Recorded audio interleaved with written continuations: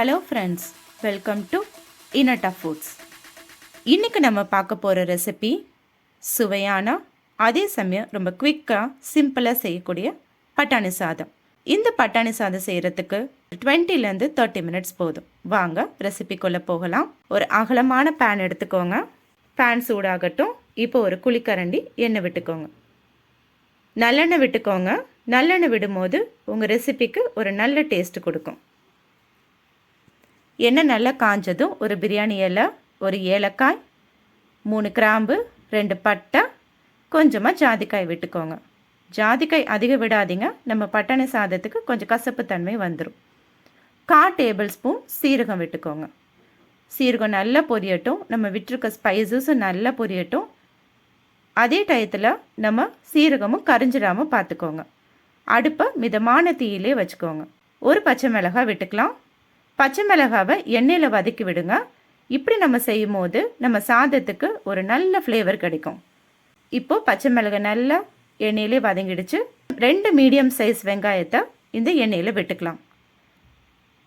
வெங்காயம் சின்னதாக இருந்ததுன்னா 3 எடுத்துக்கோங்க. பெருசாக இருந்ததுன்னா 1 எடுத்துக்கோங்க. இன்னும் உங்களுக்கு வெங்காயம் அதிகம் தேவைப்பட்டாலும் போட்டுக்கோங்க. எந்த அளவுக்கு வெங்காயம் விடுறீங்களோ அந்த அளவுக்கு உங்கள் சாப்பாடுக்கு ஒரு நல்ல டேஸ்ட் கொடுக்கும். நம்ம விட்டுருக்க அந்த வெங்காயத்தை நல்ல எண்ணெயிலே வதக்கி விட்டுக்கலாம். நல்ல எண்ணெயிலே வதங்கட்டும். வெங்காயம் இன்னும் கொஞ்சம் சீக்கிரம் எண்ணெயில் வதங்கி வரத்துக்கு 1/4 டேபிள் ஸ்பூன் உப்பு விட்டுக்கலாம். நம்ம விட்டுருக்க இந்த உப்பு வெங்காயத்தோடு நல்லா மிக்ஸ் பண்ணி விடுங்க. நல்லா மிக்ஸ் ஆகட்டும்.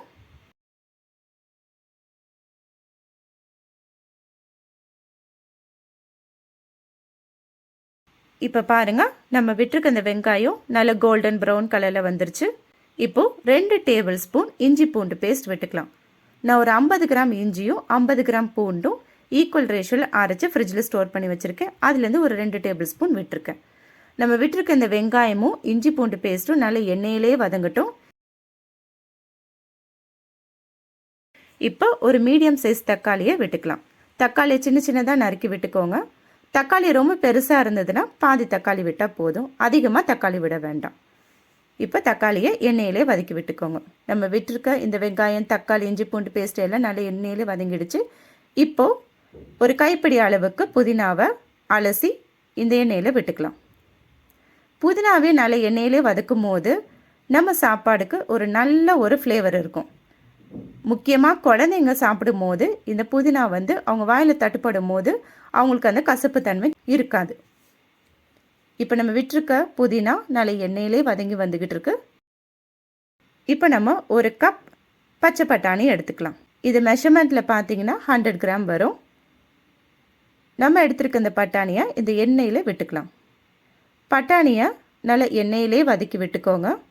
எந்த அளவுக்கு நீங்கள் பட்டாணியை எண்ணெயிலே வதக்கி விடுறீங்களோ அந்த அளவுக்கு ஒரு கூடுதல் சுவை உங்களுக்கு கிடைக்கும். சப்போஸ் உங்களுக்கு இந்த பட்டாணி கிடைக்கல எனக்கு அப்படின்னு நீங்கள் ஃபீல் பண்ணிங்கன்னா காஞ்ச பட்டாணியை ஓவர் நைட் ஊற வச்சு குக்கரில் ஒரு விசில் விட்டு எடுத்துக்கலாம். இப்போ பாருங்கள், நம்ம பட்டாணியோட தண்ணி எல்லாமே வற்றி நல்ல எண்ணெயோடு கலந்து பட்டாணி நல்லா பார்க்க அழகாக இருக்குது. இப்போது ஒரு 1/4 டேபிள் ஸ்பூன் மஞ்சத்தூள் விட்டுக்கலாம். 1/2 டேபிள் ஸ்பூன் மிளகாய் பொடி விட்டுக்கோங்க. ஏற்கனவே நம்ம ஒரு பச்சை மிளகாய் சேர்த்துருக்கோம், அதனால் மிளகாத்தூள் பார்த்து விட்டுக்கோங்க. உங்களுக்கு இன்னும் கொஞ்சம் காரம் தேவைப்படுச்சுன்னா எக்ஸ்ட்ராவும் மிளகாத்தூள் விட்டுக்கலாம். 1/4 டேபிள் ஸ்பூன் மல்லித்தூள் விட்டுக்கோங்க. 6 table spoon garam masala, 1/2 table spoon biryani masala விட்டுக்கோங்க. இப்போ நம்ம விட்டுருக்க இந்த மசாலா எல்லாமே நல்ல எண்ணெயிலே வதங்கட்டும். அதே டைம் நம்ம விட்டுருக்க இந்த வெங்காயம், தக்காளி, பட்டாணி, இஞ்சி பூண்டு பேஸ்ட்டோடு இந்த கலவை நல்லா மிக்ஸ் ஆகி வரட்டும். இந்த மசாலா எந்த அளவுக்கு நம்ம பட்டாணியில் இறங்குதோ அந்த அளவுக்கு ஒரு சுவை கொடுக்கும். நான் ஏற்கனவே ஒரு டம்ளர் அரிசி எடுத்து 2லேருந்து 3 தாட்டி தண்ணியில் அலசி ஊற வச்சுருக்கேன். ஒரு 20 நிமிஷம் ஊற விட்டுக்கோங்க. இந்த ரெசிபி செய்யும் போது நீங்கள் அரிசி ஊற விட்டிங்கன்னா கரெக்டாக இருக்கும். இப்போ நம்ம தண்ணியை அலசிட்டு வந்துடலாம். இப்போ இந்த ரைஸை இந்த பட்டாணி கலவையில் விட்டுக்கலாம். இந்த பட்டாணி கலவையில் அரிசி விடும்போது தண்ணி இல்லாமல் பார்த்துக்கோங்க.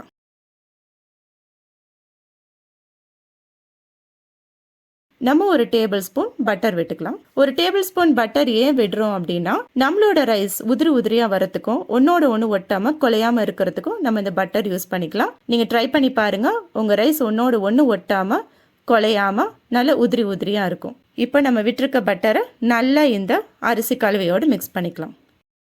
இப்போது 2 கப் அளவுக்கு தண்ணி விட்டுக்கலாம். நான் 1 டம்ளர் அரிசிக்கு 2 டம்ளர் அளவுக்கு தண்ணி விடுறேன். நீங்கள் பாஸ்மதி ரைஸ் எடுத்துக்கிட்டிங்கன்னா 1.5 டம்ளர் அளவுக்கு விடுங்க.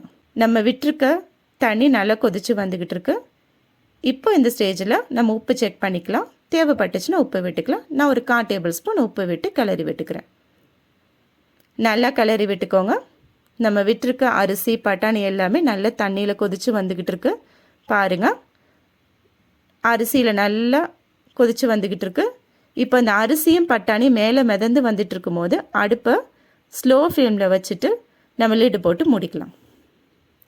லிட்டு போட்டு மூடி ஒரு 10 நிமிஷம் விடுங்க, அப்படியே வேகட்டும். இப்போ 10 மினிட்ஸ் கழித்து ஓப்பன் பண்ணி பார்க்கலாம். பாருங்கள், நம்ம சுவையான பட்டாணி சாதம் ரெடி ஆகிடுச்சு. ஒன்றோட ஒன்று ஒட்டாமல் குலையாமல் நல்ல உதிரி உதிரியாக வந்திருக்கு. பாருங்கள், ஒரு பட்டாணி எடுத்து உங்களுக்கு காட்டுறேன். பாருங்கள், நம்ம பட்டாணி நல்லா வெந்து வந்துருச்சு. இந்த மாதிரி எடுத்து செக் பண்ணி பாருங்கள், நல்லா வெந்திருக்கு பாருங்கள். இப்போ நம்ம அரிசியும் நல்லா வெந்துருச்சு. இப்போ நம்ம அரிசியை மிக்ஸ் பண்ணி விட்டு பார்க்கலாம்.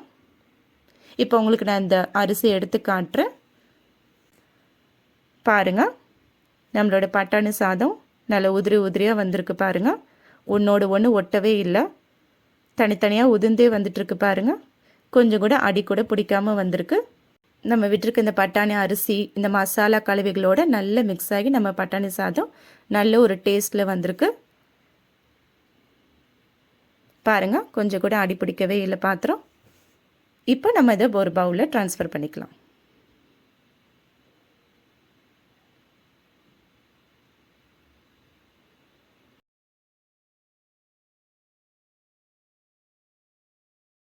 நான் இப்போ இந்த பட்டாணி சாதத்தை ஒரு பிளேட்டில் ட்ரான்ஸ்ஃபர் பண்ணிக்கிறேன். நம்ம இந்த பட்டாணி சாதத்தை நல்ல காரசாரமாக உருளைக்கிழங்கு பொரியலோ கத்திரிக்காய் வறுவலோ அல்லது வெங்காய பச்சடியோடையோ நம்ம இந்த சாதத்தை சர்வ் பண்ணலாம். நீங்கள் குழந்தைங்களுக்கு இதை லஞ்ச் பாக்ஸ் ரெசிபியாகவும் கொடுத்து விடலாம். நான் இன்றைக்கி இந்த பட்டாணி சாதத்தை ஒரு நல்ல ரைத்தாவோட சர்வ் பண்ணியிருக்கேன். பாருங்கள், உங்களுக்கு இந்த ரெசிபி பிடிச்சிருந்ததுன்னா லைக் பண்ணுங்கள், ஷேர் பண்ணுங்கள், சப்ஸ்கிரைப் பண்ணுங்கள். அடுத்த ரெசிபியில் உங்களை சந்திக்கும் வரை பாய், டேக் கேர்.